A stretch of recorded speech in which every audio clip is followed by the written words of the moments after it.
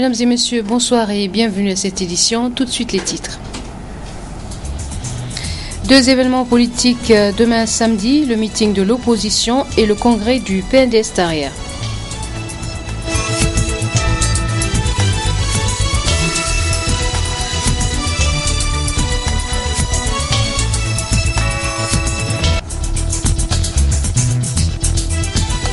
Sortie ce vendredi de la 10e promotion des officiers de l'école de formation des officiers, c'est le ministre de la Défense qui a présidé la cérémonie.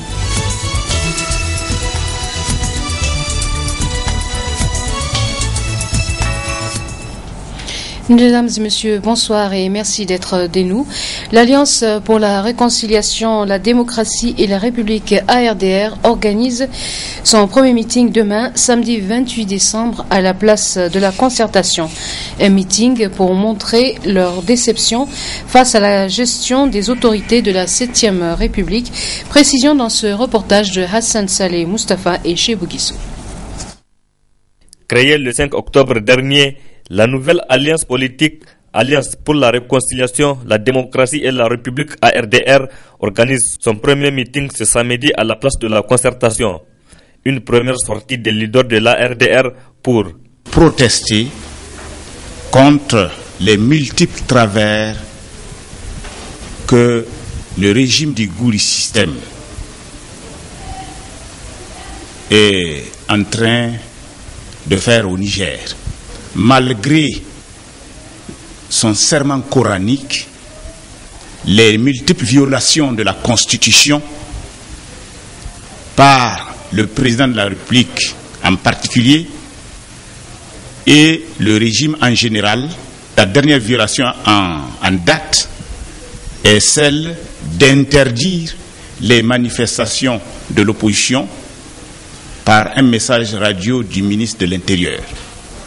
Il y a le mensonge d'État. Occasion qui va être donnée à nos leaders de brosser la situation actuelle de notre pays, notamment les multiples violations de notre loi fondamentale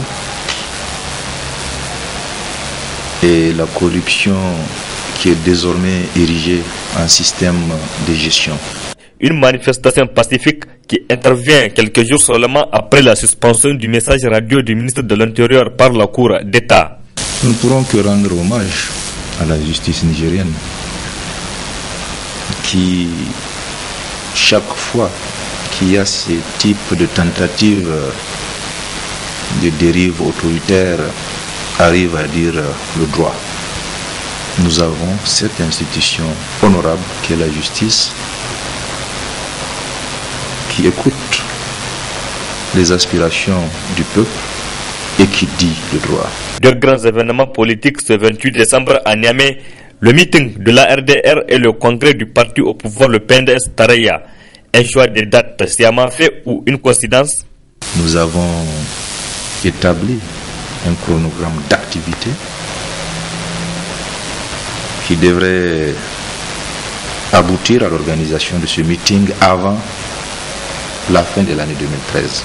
Qu'il s'agit tout simplement d'une coïncidence de date.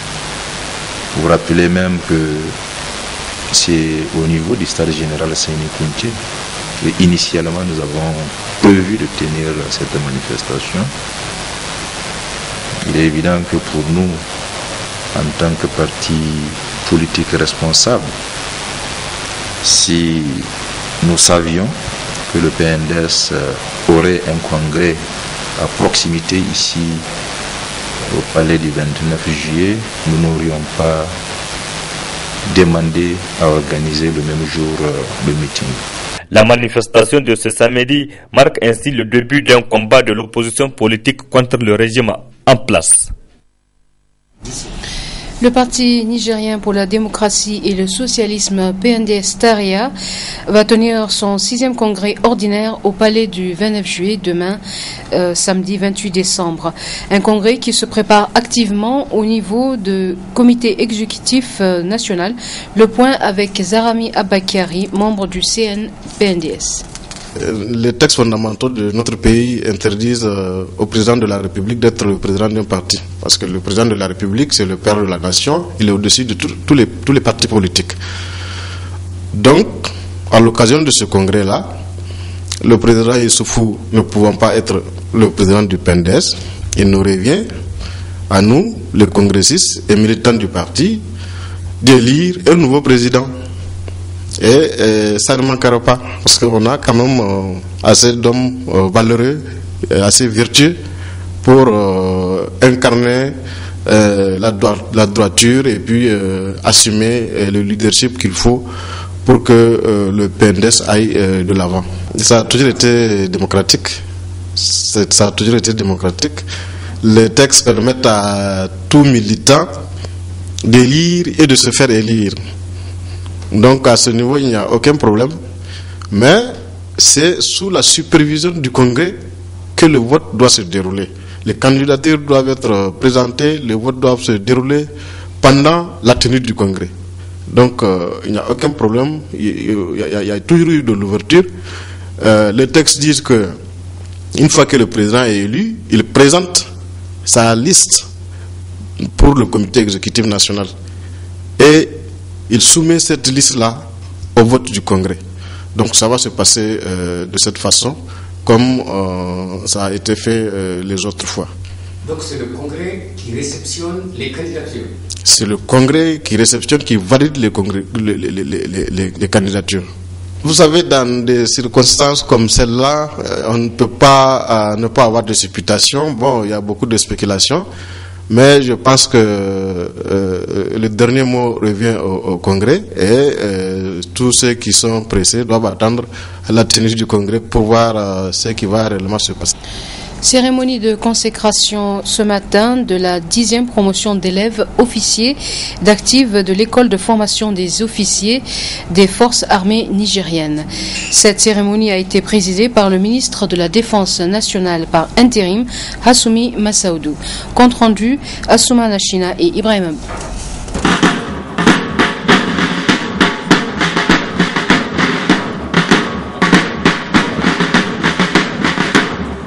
Cette cérémonie marque la consécration de la 10e promotion au statut d'élève officier d'actif de l'école de formation des forces armées nigériennes EFOFAN. Cette promotion, baptisée promotion lieutenant Nassirou Ousmane Garba, a pour parrain le colonel à la retraite Moussa Moumouni Germapaye.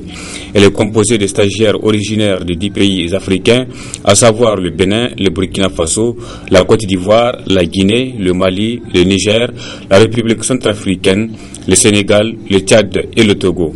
La cérémonie de consécration au statut d'élève officier intervient au terme de la phase de la formation initiale du combattant de 2 mois.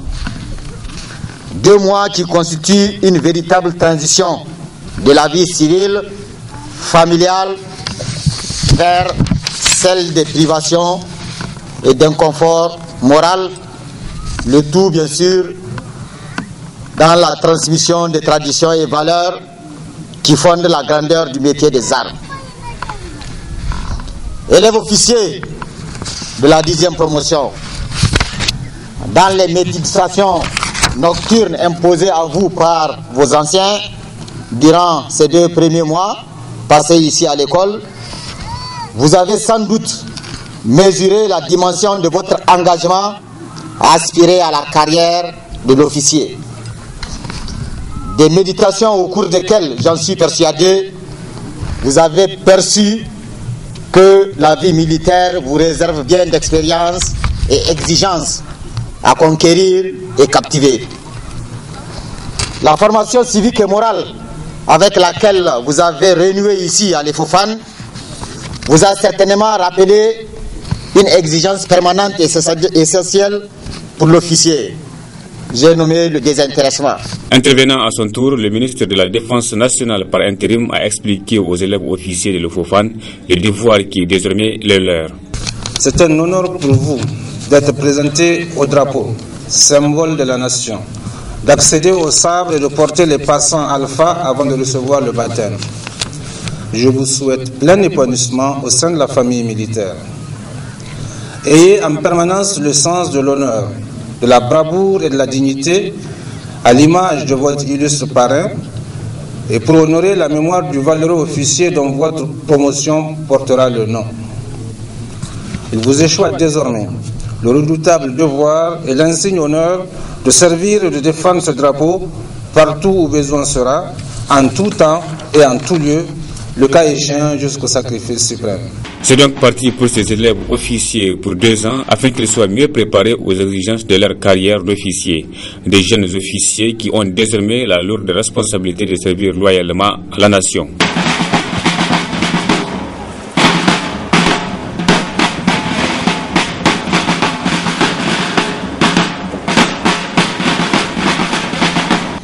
Reportage dans ce journal au quartier Dar Salam, le pavé menant de la station Siké à Bobiel est endommagé depuis un certain temps par une eau stagnante qui proviendrait de la nappe phréatique. Reportage Michel Deji et Halidou Bourima. Cela fait déjà presque 1 an, selon les riverains, que cette eau a pris en otage le nouveau pavé de Dar Salam, coupant ainsi toute jonction avec le goudron Niamey-Niala. Un endroit qui est délaissé à tel point qu'il est devenu un véritable lieu de pêche pour les enfants des quartiers environnants qui sont ainsi exposés à d'éventuelles maladies. Seuls les engins à 2 roues arrivent à se frayer un chemin. Un lourd fardeau qui constitue un casse-tête quotidien pour les habitants de Dar Salam et Bobiel, pour qui ce pavé constituait pourtant jadis un ouf de soulagement. Regardez-le vous-même. Et tout à l'heure, là, avant de passer, il a fallu toute une acrobatie pour passer. Et que les autorités municipales ne veulent pas vraiment... ils ne veulent pas venir travailler là-dessus. Ils sont en train de travailler sur l'inutile à chaque fois. Ils circulent dans Niamey comme tout autre. Donc on peut dire qu'ils sont au courant. S'ils m'entendent vraiment, ils n'ont qu'à fournir le minimum d'efforts pour réparer surtout la voie là. Le ministre Abdoulabo, oui. Le ministre Abdoulabo qui est dans le quartier là. Au moins, pour leur titre là, on peut nous arranger l'endroit. Au moins. Il y a une grande déviation qui ne nous arrange pas du tout. Donc il faut vraiment faire quelque chose. Et regardez les enfants qui s'amusent ici. Ils peuvent prendre n'importe quelle maladie.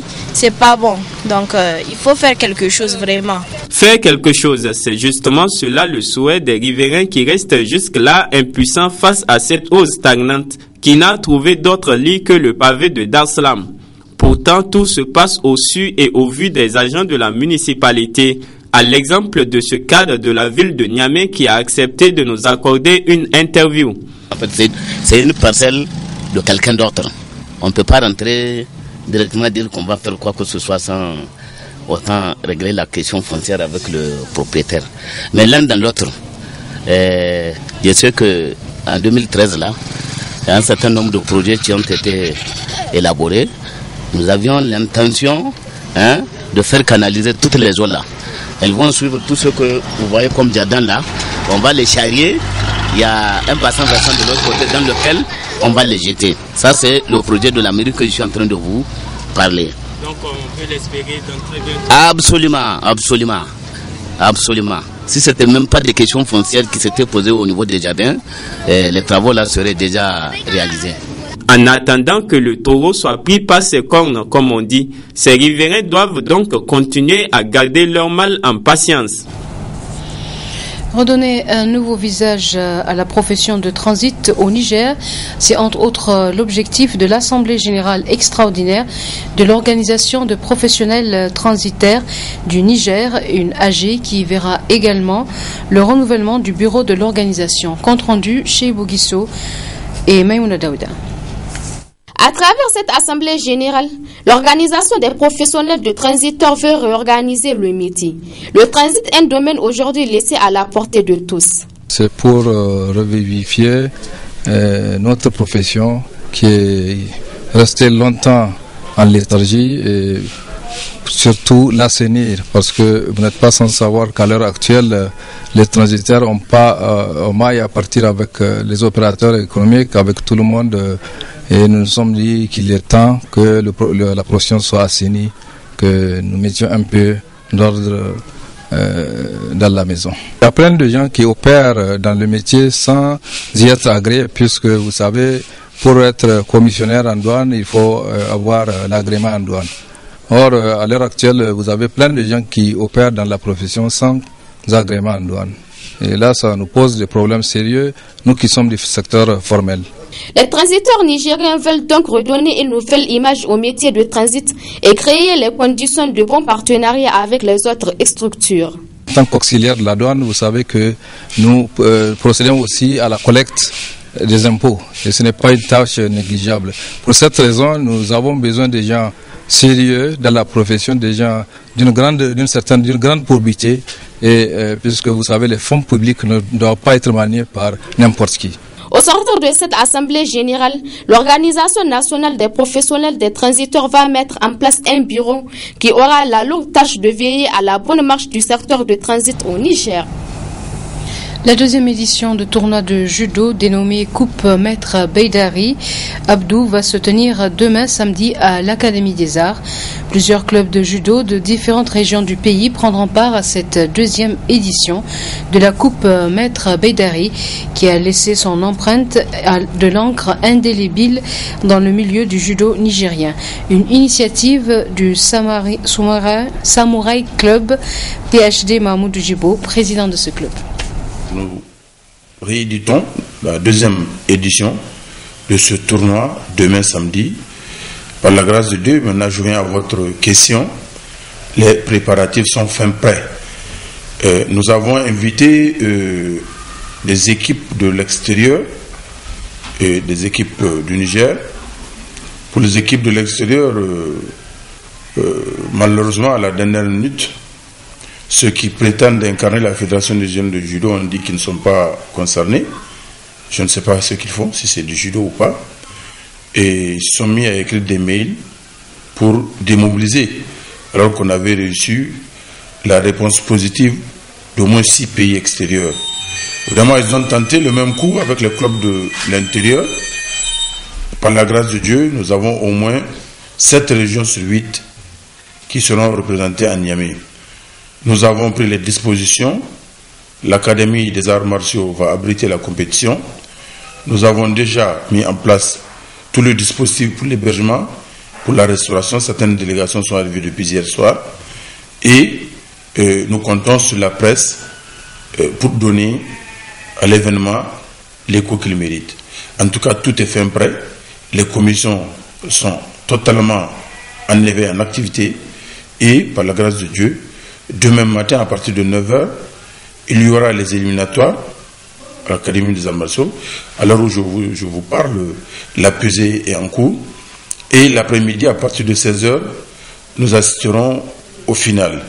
Et nous invitons l'ensemble des populations du Niamey à venir massivement honorer cette mémoire, la mémoire d'un digne fils du Niger, qui a laissé un art, qui a introduit un art qu'il a laissé, parce que sur les clubs du Niamey, les clubs qui sont actuellement actifs à Niamey, 85, sinon 90% des entraîneurs ont été formés soit par Maître Beidari lui-même, soit par un disciple de Maître Beidari.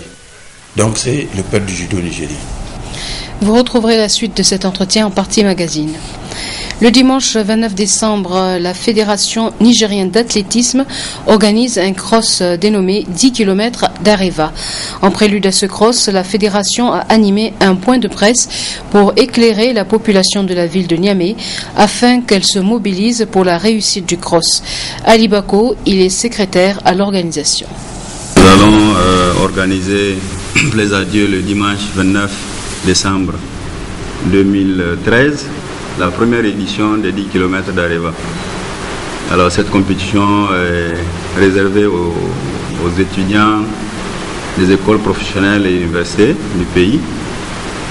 Pour cette première édition, nous allons la faire de manière simple d'abord, pour voir ensuite si ça peut prendre l'ampleur que ça doit avoir.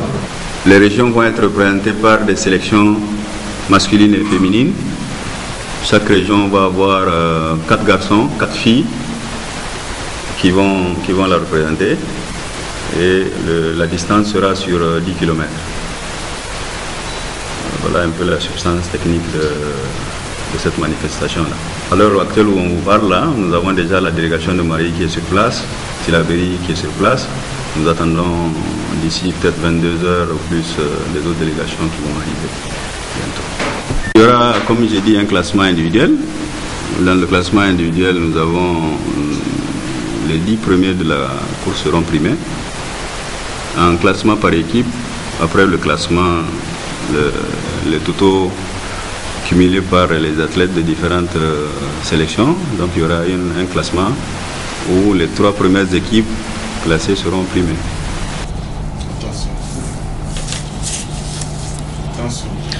Fin de ce journal, merci de l'avoir suivi. Je vous laisse à présent avec la partie magazine qui concerne la 2e édition du tournoi de judo dénommé Coupe Maître Beidari. Maître Beidari Abdou est le premier Nigérien à venir au Niger avec le judo. Rentré de l'armée française en 1962, Maître Beidari est venu avec une ceinture bleue. Et Maître Beidari a commencé par répandre le judo au niveau de la police nationale, puis au niveau des civils. Beidari Abdou a été appelé à Dieu le 20 décembre 2003 et aujourd'hui nous sommes à la 10e année de sa disparition.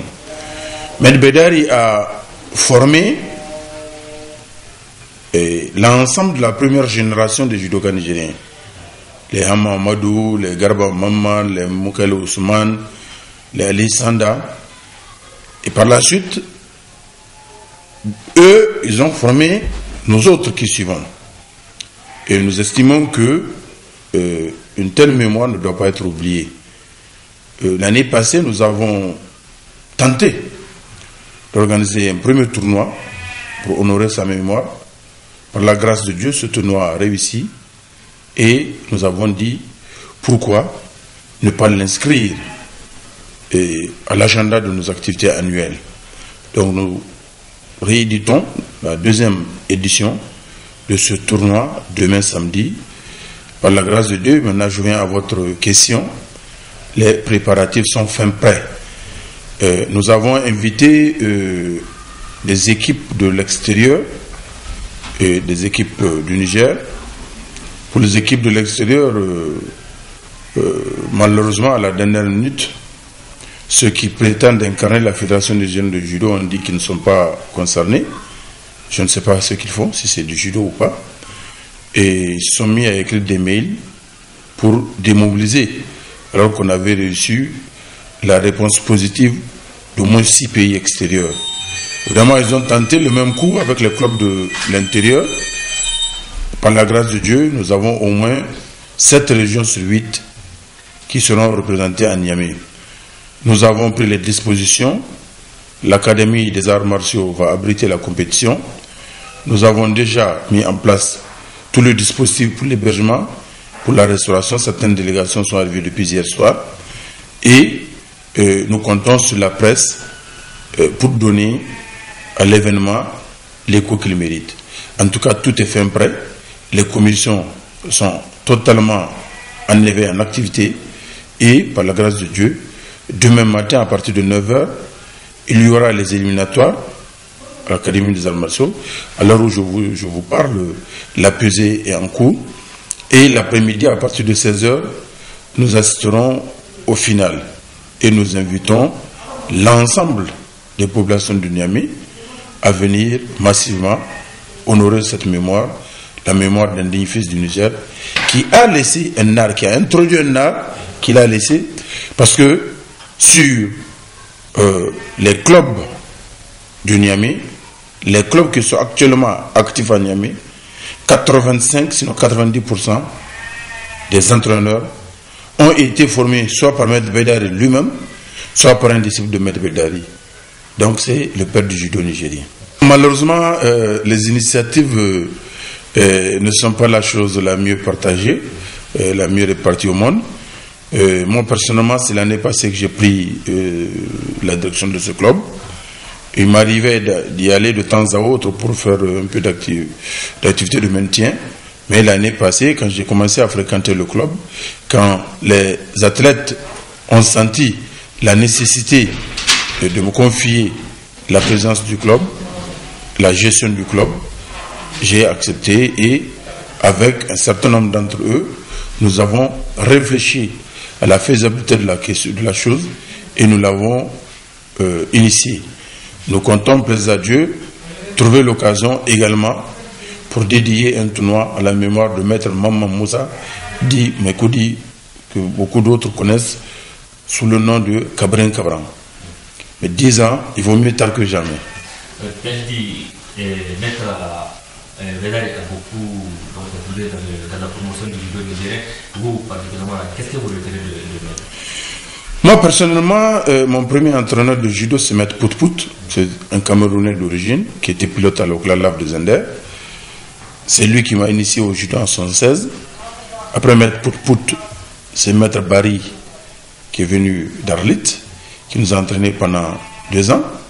Puis je suis arrivé à Niamey, c'est avec Maître Maman Moussa Mekoudi que j'ai continué, et c'est avec lui que je suis monté en équipe nationale en 1978.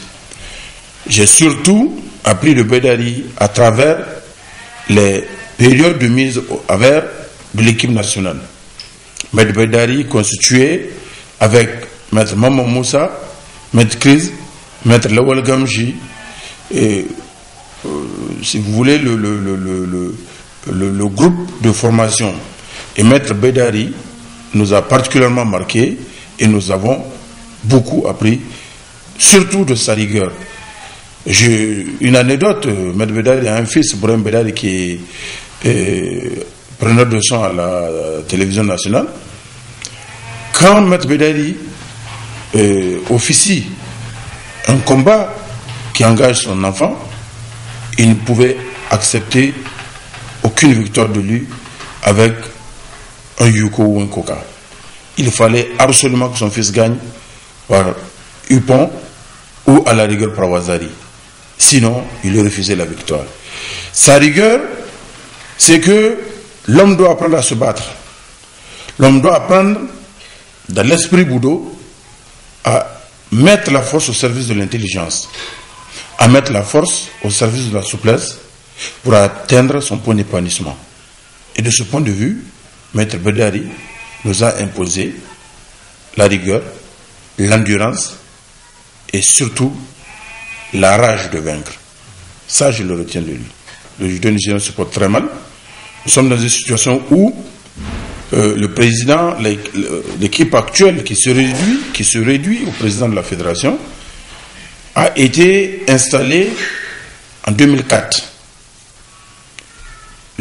Toutes les fédérations sont régies par les dispositions de l'ordonnance 020 du 18 avril 1988 qui dispose que le comité exécutif des fédérations sont mis à place pour un mandat de 3 ans renouvelable une fois, et l'article 43 précise qu'aucun membre du bureau exécutif ne peut briguer plus de 2 mandats consécutifs.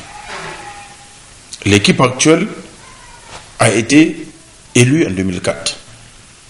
Le président a, d'une façon frauduleuse, trafiqué les textes pour porter le mandat à 4 ans avant de le supprimer carrément. Pas de limitation de mandat, on ne le savait pas. C'est en mars 2013, donc 9 ans après, qu'il voulait organiser l'Assemblée générale. On lui a dit non, vous êtes hors mandat.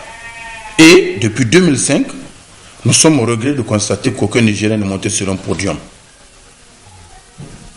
Ce n'est pas le judo nigérien. Et d'ailleurs, le bureau se réduit à l'unique président qui a le matériel de la fédération chez lui, qui désigne quel arbitre doit officier une compétition, doit voyager, il est directeur technique, il est président de la commission des arbitres, il est comptable, trésorier de la fédération, en fait il est tout. Et il a coopté des individus à la tête de certaines ligues, et la Ligue de Niamey a contesté cela, et la Ligue de Niamey a exigé que le tazarki ne soit pas autorisé. Et lui a opté pour le tazarki.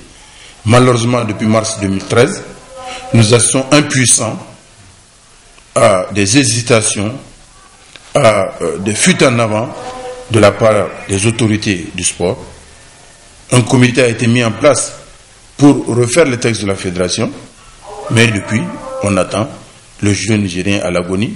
C'est d'autant plus que l'ensemble des ceintures noires de Niamey, par une déclaration, ont décidé de ne plus participer aux activités qui seront organisées par cette équipe de fédération hors mandat. Beaucoup d'arbitres en ont fait de même. Finalement, le judo nigérien à l'agonie. Je prie les autorités de bien vouloir prendre leurs responsabilités pour mettre un terme à la fraude, à l'illégalité, pour ne pas tuer le judo. Plus grave, ce président a même trafiqué les statuts de la fédération en scannant la signature du défunt secrétaire général pour le plaquer à des nouveaux textes qu'il a bricolés et qu'il voulait faire passer pour se faire réélire. Comme quoi, la Fédération nigérienne de judo est devenue l'otage d'un individu, une affaire de famille, malheureusement. Nous avons voulu engager la bataille juridique, une bataille juridique pour mettre fin à cette situation de non-droit.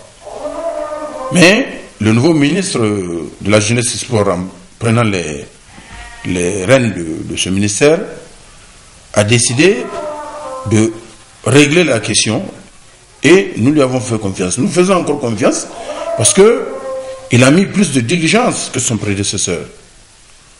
Malheureusement, depuis 3-4 mois, nous attendons et nous n'avons pas l'impression que le judo est à la fin de son agonie. Tout simplement par la faute d'un homme. Comment un judoka, heureusement que le président hors mandat de la fédération n'est pas judoka, comment un judoka peut-il empêcher que des judokas viennent à la compétition qui commémore la mort du premier judoka nigérien? C'est impensable. Comment un judoka peut torpiller une compétition qui est organisée avec l'aval de la Ligue de Niamey en écrivant des mails, en téléphonant à Dakar, à Ouagadougou, à Cotonou, à Bamako, pour dire aux gens, ne venez pas, je ne suis pas dedans, si vous venez, c'est pour renforcer mes adversaires. Nous n'avons pas d'adversaires. Nous considérons que le Niger est un. Nous considérons qu'il doit y avoir une seule fédération, mais une fédération légale. Une fédération dont le président ne sera pas coopté, ne sera pas issu du Tazarki, mais une fédération qui sera l'émanation des clubs, tels que le prévoient les textes nationaux et surtout les textes de la Fédération internationale de judo. Les textes de la Fédération internationale de judo disent clairement, pour être président d'une association nationale, il faut être ceinture noire. Nous avons obtenu notre ceinture sur le tapis. En 1982, par d'autres qui, par fraude, ont intégré leur nom sur une liste de manière manuscrite pour être ceinture noire. Nous nous taisons, mais malheureusement, c'est le judo qui en souffre. Je lance un cri du cœur aux autorités du ministère des Sports, aux autorités en charge du sport au Niger, de grâce, de mettre fin à cette situation de non-droit. De grâce, de faire en sorte que le judo nigérien ne soit pas puni par l'égoïsme d'un individu. De faire en sorte que les judokas retrouvent leur art, qu'ils retrouvent la joie de se rencontrer et de combattre, qu'ils retrouvent cette fougue qui est reconnue aux Nigériens de vouloir se battre pour honorer le drapeau national.